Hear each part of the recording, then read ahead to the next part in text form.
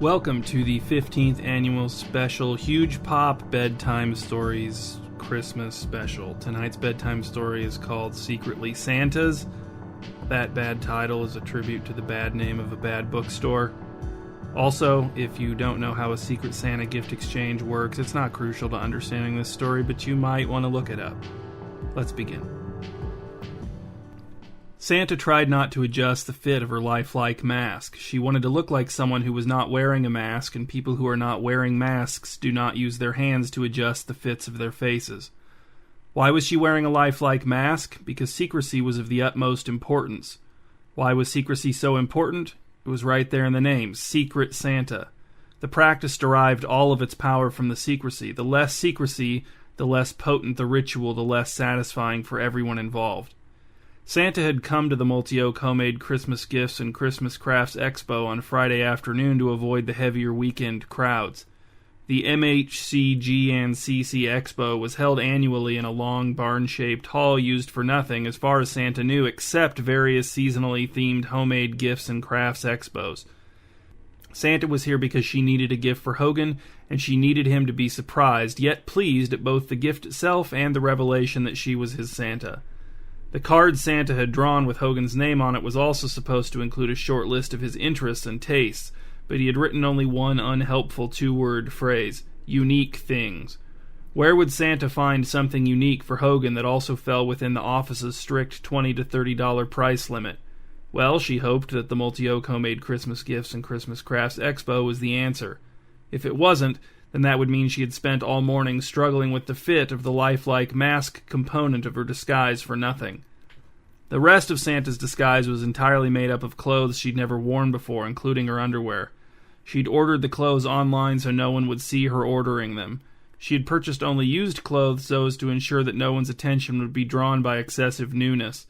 The clothes were also of a style she did not prefer, though not the exact opposite of what she would prefer, as that could be interpreted as a too desperate attempt to point away from herself.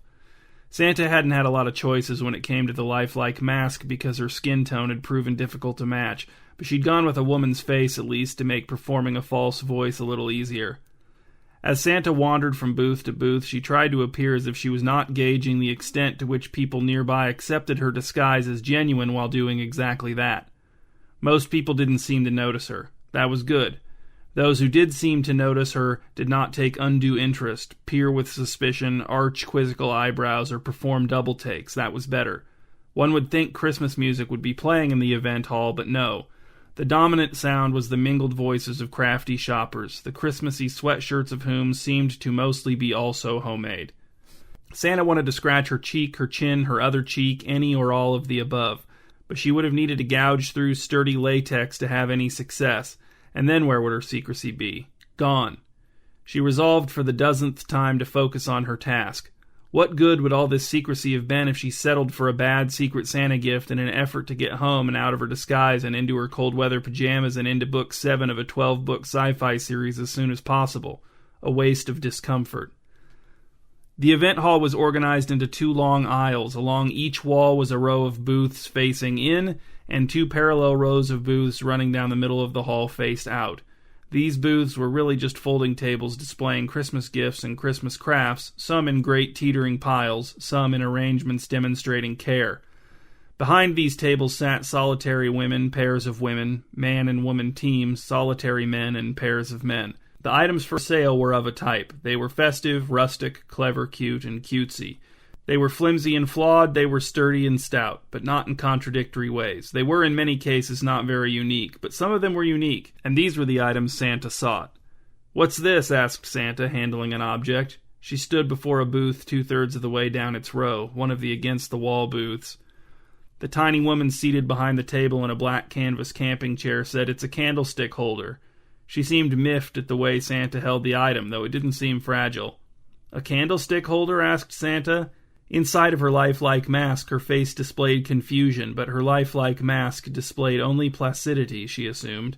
"Yes," said the woman, "a candlestick holds a candle.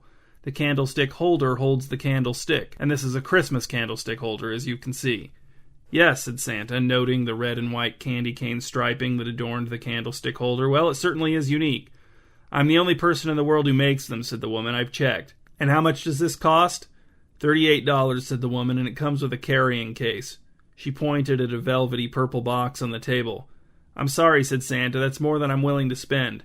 She would have preferred to explain that $38 was $8 beyond her office's Secret Santa price limit, but that would be far too unsecretive, anti-secretive even. Well, that's the price, said the woman.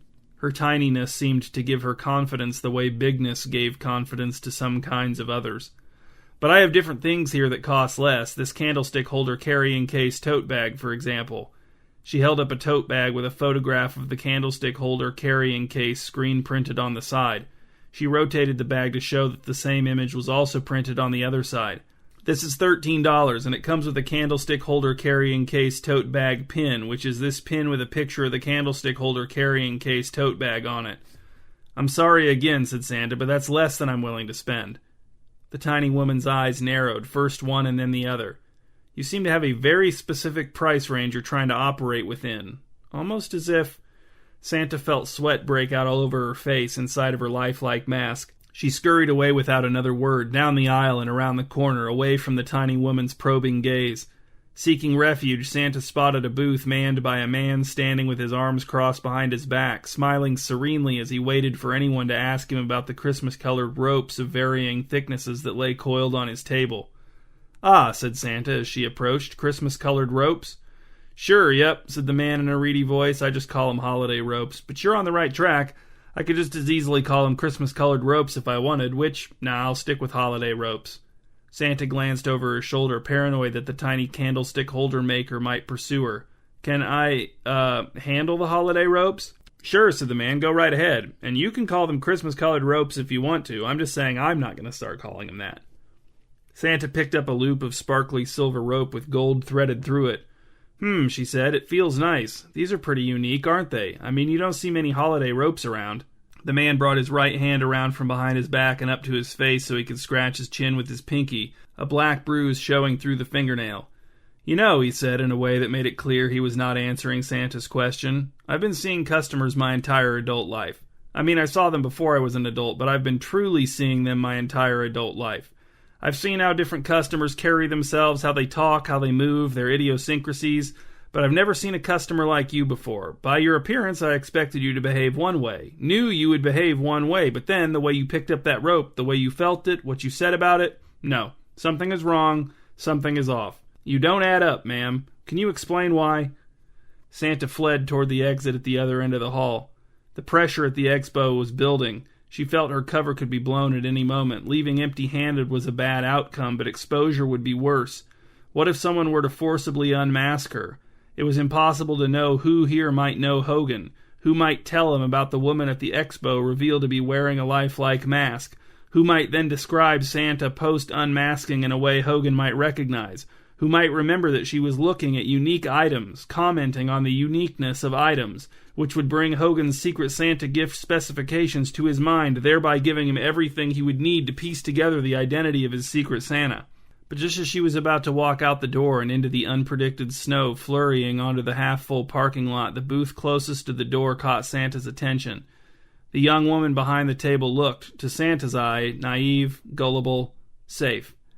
The table in front of the young woman held a square hand mirror and 3 mannequin heads, each of them wearing headbands with small antlers attached, so that it looked like the mannequin heads had antlers like reindeer, except smaller, sort of. That was the intended effect, anyway, or so it seemed. When the young woman saw Santa looking at her, she waved and said, "The antlers move. They wave around on your head. It's really funny. I bet you've never seen anything like it before. Do you want to try it out? They're only $25. The $25, that it was dead center of the office Secret Santa gift price limit. That's what convinced Santa to spare a few more minutes. And another look around indicated that no one was after her, not visibly anyway, but she was right by the exit if she needed to get away quickly, and it would be nice to accomplish her mission so she wouldn't have to endure this kind of ordeal again. "How do they work?" asked Santa. "You can see for yourself," said the young woman. She took one of the antler headbands off of the mannequin head and extended it toward Santa. "Put one of the display models on. You can use this mirror. You're gonna laugh." Santa took the headband and fitted it around the forehead of her mask. "Here," said the young woman, "pull it down a little more." She reached for the headband, but Santa took a quick step backward. "I'll adjust it myself," she said. She didn't want the young woman to feel how unlifelike the lifelike mask's flesh felt. She slid the headband down so that it rested just above her eyes. "Is this good?" "Perfect," said the young woman. She handed the mirror to Santa. Santa took the mirror and held it up so she could see, well, not her own face, but the face she wore. And when she did, a sense of calm came over her, a steadying reassurance. The mask really did look very lifelike. Sure, the expression never changed, but the world was full of stoic people, and stoicism was a valuable trait at the Multi-Oak Homemade Christmas Gifts and Christmas Crafts Expo, where apparent indifference was a boon to one's dickering ability. "All right, it's on," said Santa. "Now how do I make the antlers move?" "Simple," said the young woman. "A volunteer consultant recently improved the design. Up until a few days ago, you had to flip a little switch with your finger to make them move, but now there are tiny sensors inside the headband, and all you have to do to activate them is wiggle your eyebrows." I don't think I'm interested," said Santa. She tried to hand the mirror back to the young woman, but she wouldn't take it. "What's wrong?" asked the young woman. "Just wiggle your eyebrows, that's all it takes." "I don't want it," said Santa. "It makes no sense. Why would antlers move around? Real antlers don't move." She set the mirror down on the table and yanked the antlers from her head. "Real antlers don't move around," said the young woman, her voice suddenly cold, sharp, "but real eyebrows do." I'm... Why was Santa trying to explain herself? It was time to go. She whirled toward the exit, tried to bolt, collided with a man wearing a blue business suit with bulky snow boots, knocking him to the floor, but she kept her feet by briefly crouching to steady herself on the man's fallen form. "Security!" shouted the young woman. "Security, over here!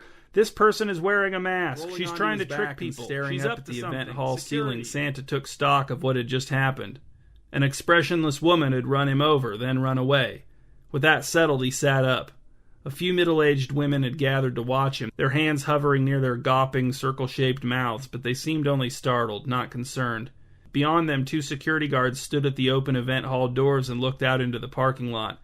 They were watching the expressionless woman flee, probably.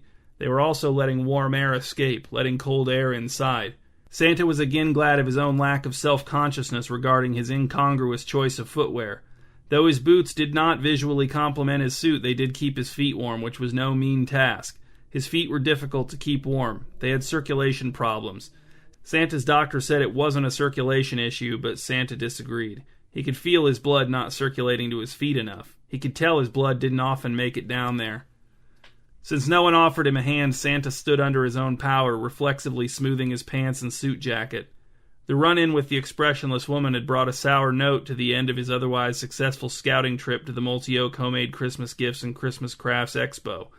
But Santa was not hurt, and a little embarrassment didn't negate the fact that he was now well prepared to return to the event hall overnight, break in, and steal a gift for his Aunt Rhonda, whose name he had drawn as a part of his family's Secret Santa gift exchange. Santa was not usually prone to thievery, but he could think of no more secret way to acquire a gift. It was possible that his heist would make the news or at least hit the Multi-Oak rumor mill, but even if it did, Aunt Rhonda would have no reason to connect him to the story until she opened the gift, and that realization, if it even happened, had the potential to make the moment even more surprising, so it wouldn't necessarily be a bad thing. It would have been easy to simply break the lock on the opaque window in the event hall men's bathroom, but Santa had broken it in a way that made it appear to not be broken, and that had taken more than force. Now, merely looking at the window from even a short distance would not suffice to determine its integrity. A security guard would need to investigate the lock with his or her hands to discover Santa's tampering, and Santa couldn't imagine any of them felt they were paid well enough to bother. Look at how they'd reacted to the vendors screaming for their help with the expressionless woman, by wandering over too late to do anything and registering no emotion beyond mild curiosity. They hadn't even asked Santa if he was all right after the collision and fall. "You all right?" asked one of the security guards as Santa walked past her on his way out the door. "Yeah, I'm fine," said Santa in his least memorable tone. Better to stand out in people's minds, especially the minds of security guards, as little as possible once the theft was discovered the following morning. "Merry Christmas," said the other security guard. "Same to you," said Santa, not even looking at him. The parking lot had become snow-powdered slippery, but Santa was sure of his footing thanks again to his boots. Yes, he mostly wore them for warmth, but in moments like this he was also grateful for the additional traction they provided. One good thing about winter was that Santa's boots drew fewer strange looks. Of course, some people asked why he was wearing such big boots but no coat, so he still had to occasionally explain his body's circulation foibles, but not as often, which didn't really make up for the increased danger of his feet becoming cold as a result of the low outdoor temperatures, but it was something. Santa tucked his hands into the pockets of his suit pants and leaned against the wind as he strode across the parking lot and onto the sidewalk that led through the residential neighborhood where he'd parked his car. The snow flurries flurried more frantically, as if straining to shed the flurry designation. Some people still had their outdoor Christmas lights turned on even though it was early afternoon, and not a dark one. Was that not a waste of electricity? Santa knew it was. He was almost to his car when a man he was about to pass on the sidewalk, heading in the opposite direction, turned out to be, to Santa's disappointment, his doctor. Deepening Santa's disappointment, his doctor stopped the chat. "Still wearing the boots, I see." Dr. Taft shook his head, also disappointed. He wore a puffy black coat, thick gloves, and a stocking cap, yet his shoes were normal black dress shoes not at all suited for snowy weather. "Why shouldn't I wear boots?" asked Santa. "It's winter. These are winter boots. It makes perfect sense." "They're several sizes too big," said Dr. Taft. "Don't think I don't recall. How many layers of socks are you wearing?" "I have terrible circulation in my feet," said Santa. "I don't care what you say." "Your problems are not physical," said Dr. Taft. "How many times have we hooked you up to the circulometer?" "The circulometer is junk science," said Santa. "I looked it up." The conversation had become contentious enough that he did not feel guilty about ending it without saying goodbye.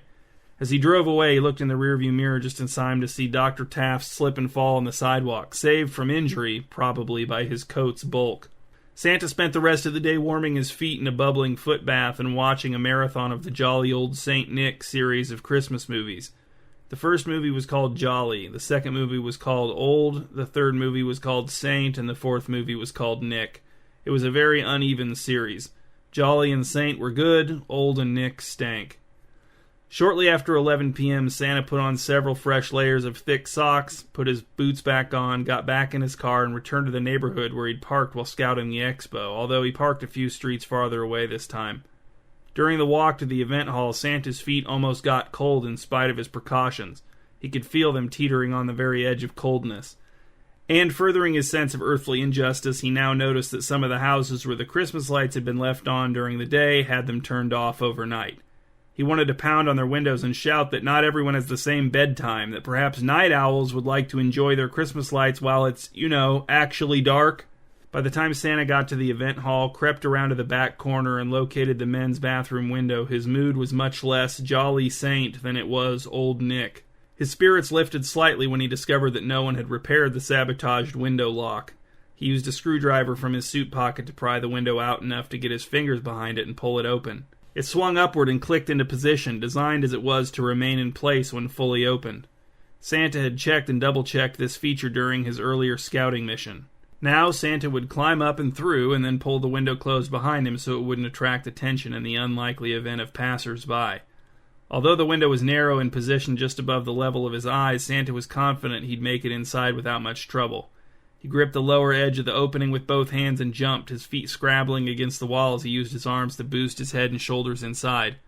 With this accomplished, all he needed to do was tilt forward and try to hit the bathroom floor as gracefully as possible, catching himself with his hands, maybe rolling over his shoulder onto his back.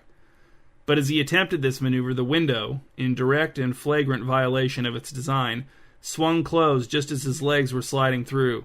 The bottom edge of the window caught Santa's boots right above the backs of his ankles and peeled them off cleanly, dropping them in the snow outside while Santa without them went sprawling inside, the window banging shut between.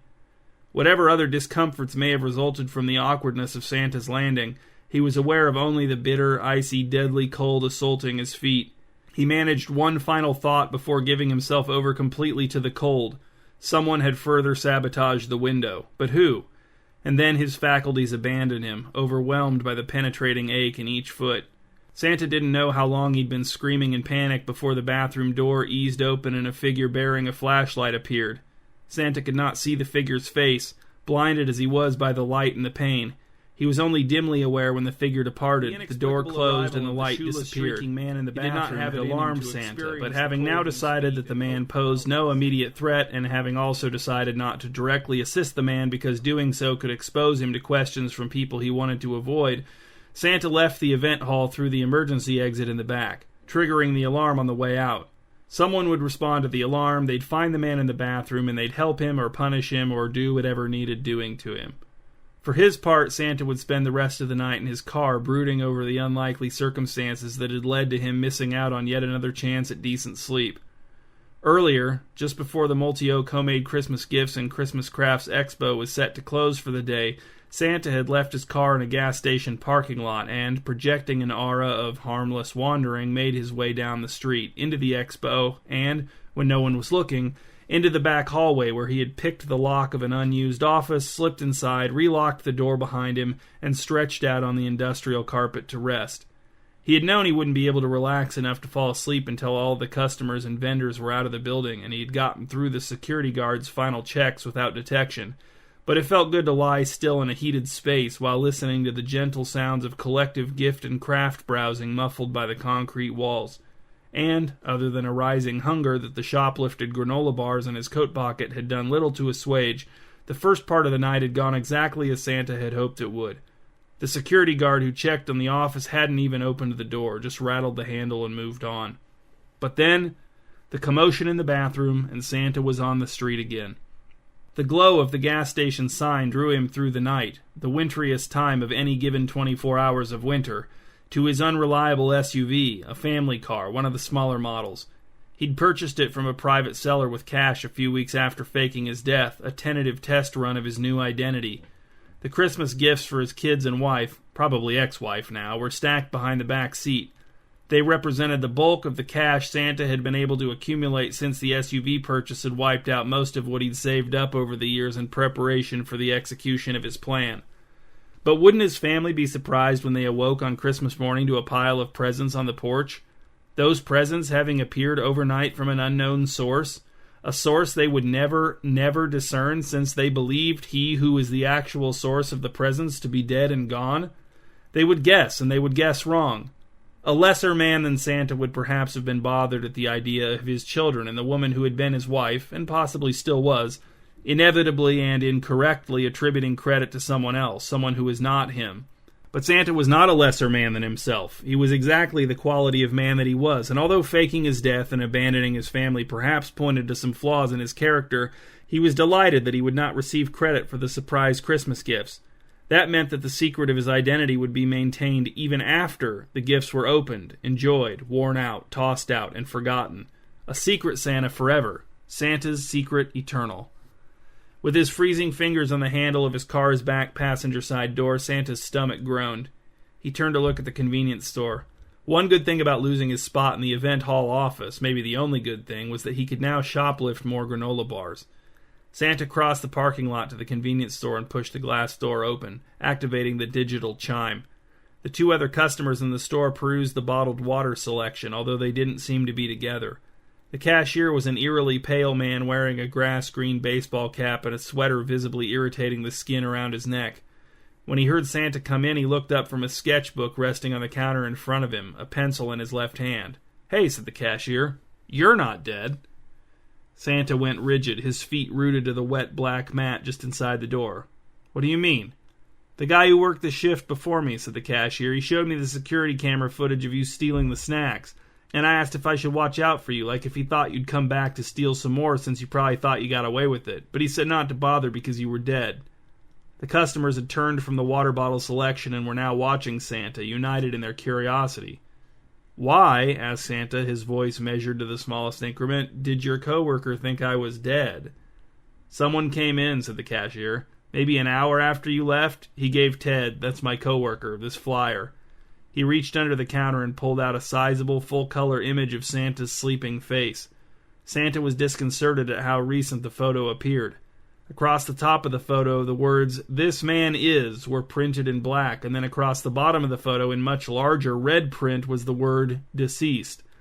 Given the context, it was easy to read the Santa in the image as not sleeping, but dead. "Who," asked Santa, "who brought the flyer in?" The cashier shrugged. "I guess we could check the footage." "Please," said Santa. "All right," said the cashier, "but we have to go in the stockroom." He walked out from behind the counter and motioned for Santa to follow him to the back of the store. "Hey," Santa obliged, Santa, even as a part of him bellowed that this was about to buy something. This was a trap. "Just leave money on the counter," called the cashier. He opened the stockroom door and disappeared inside, the not dead man close behind him, both reluctant and intent at once. "I don't have cash on me," called Santa. The stockroom door stood open, but there was no reply. "I'll cover yours," said the other customer. He'd chosen a different brand of bottled water than Santa. "You don't have to do that," said Santa. "You don't even know me." "Yes, I do," said the other customer. "We went to elementary school, middle school, and high school together." "Oh," said Santa. He downed all of the water as he walked to his car, tossed the empty bottle in the direction of an overflowing trash can, and drove away, through Multioke and out into the countryside, each turn taking him onto more and more deserted roads between emptier and emptier fields. At last he pulled his car onto the crumbling shoulder of a road adjacent to a patch of woods. Santa got out of the car, crunched down into the ditch, up the other side, and into the trees. He had a flashlight in his coat pocket if the need arose, but the sky was cloudless. The trees were leafless, and the reflection of the moonlight on the skiff of snow provided all the clarity he needed for now. Once he got to the right general area, he'd use the light to assist in finding the exact spot, but until then it was nice to... No. This couldn't be. He fished the flashlight out and trained its beam on what he thought was, but hoped was not, a red and green pinwheel stuck in the ground. His hopes were slain. It was a red and green pinwheel stuck in the ground. But he knew this was not the right spot. He had not walked far enough. This pinwheel was planted next to a rotting log, whereas his pinwheel had been next to a thorn bush. Unless this was his pinwheel and someone had moved it. This thought provoked a spike of dismay. If the pinwheel had been moved, how would Santa find the gift for his girlfriend that he'd buried out here? The idea had been to keep it somewhere she'd never find it before Santa was ready to give it to her.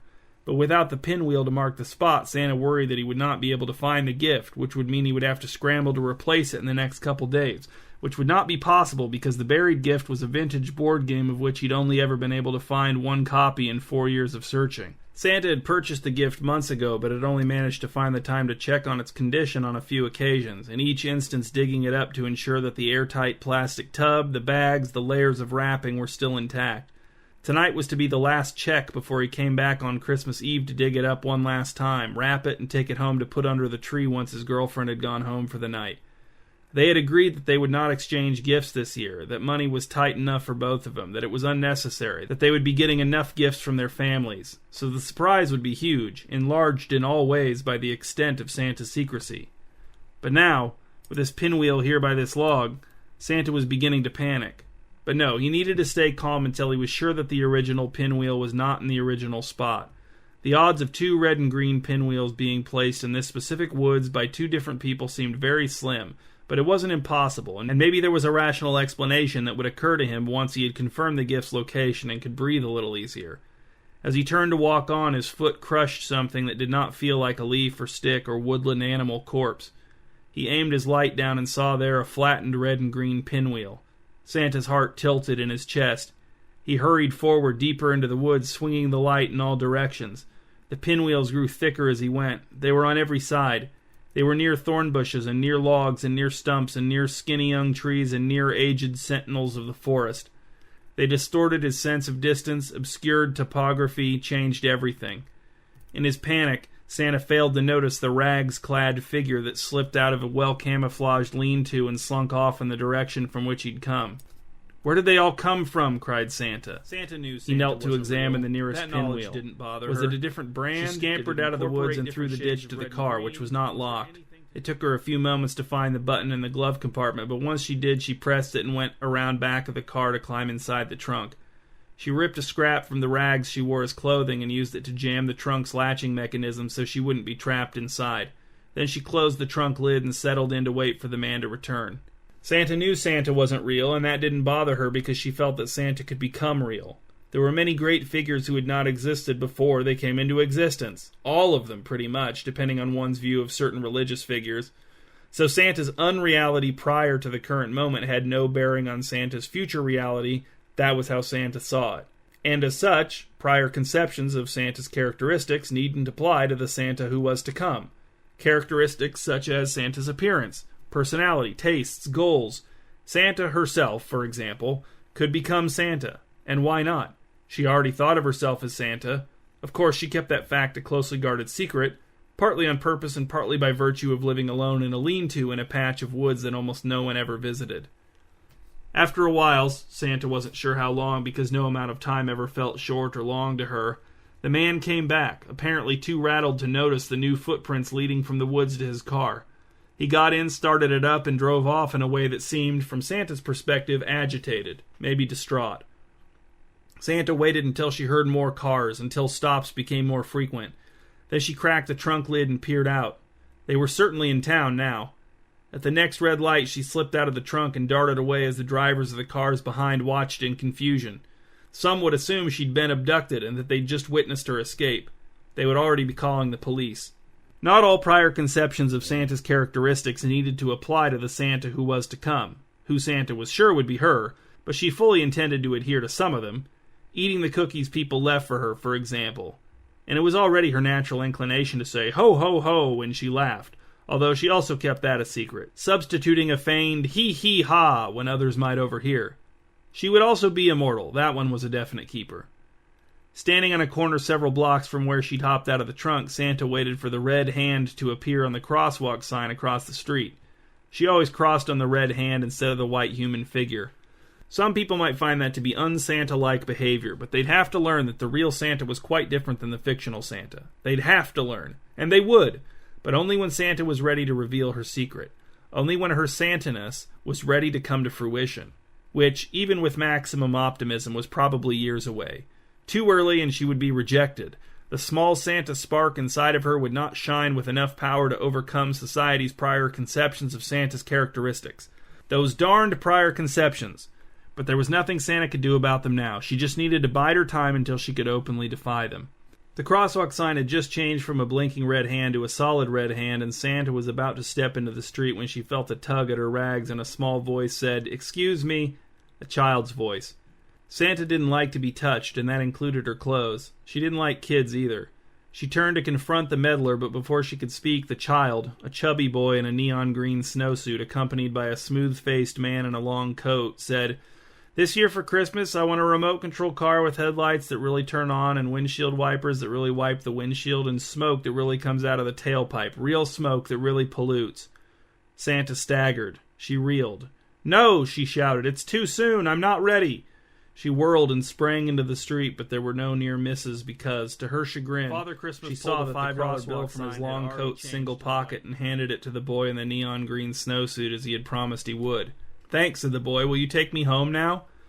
"Of course," said Father Christmas, and he took the boy by the hand and walked him the 2 blocks back to his house. The boy's parents, in slippers and without coats, ran down the sidewalk to scoop him up. "Where were you?" cried the boy's mom, wrapping her arms around him. "We were calling and yelling for you." "Thank you, sir," said the boy's dad, grasping Father Christmas's hand and pumping it up and down. "Where did you find him?" "Here," said Father Christmas. "He was playing in the yard, and I offered him $5 to come with me and tell a certain Santa what he wants for Christmas." The boy's dad dropped Father Christmas's hand. The mom looked at Father Christmas with a mix of fright and fury, pulling her son toward the house. "I can see you're upset," said Father Christmas, "and I knew you would be, but I decided to tell you the truth anyway. I believe secrecy is overemphasized during the holiday season. I believe that it's better to be open. In fact, during this time of year, I make it my mission to take steps to thwart attempts at—" "What's your name?" asked the boy's dad. "Father Christmas." The boy's dad scoffed. "I thought you were against secrets." Father Christmas cleared his throat. "For all practical purposes, Who are you calling?" "That's my secret," said the boy's dad, his cell phone held to his ear. He had not dialed many digits, probably only 3. Father Christmas turned and ran. He hated running, a fact which was no secret to any who knew him. It looked undignified with his long coat flapping around his legs, and each impact of his right boot on the pavement sent a jolt through his bad.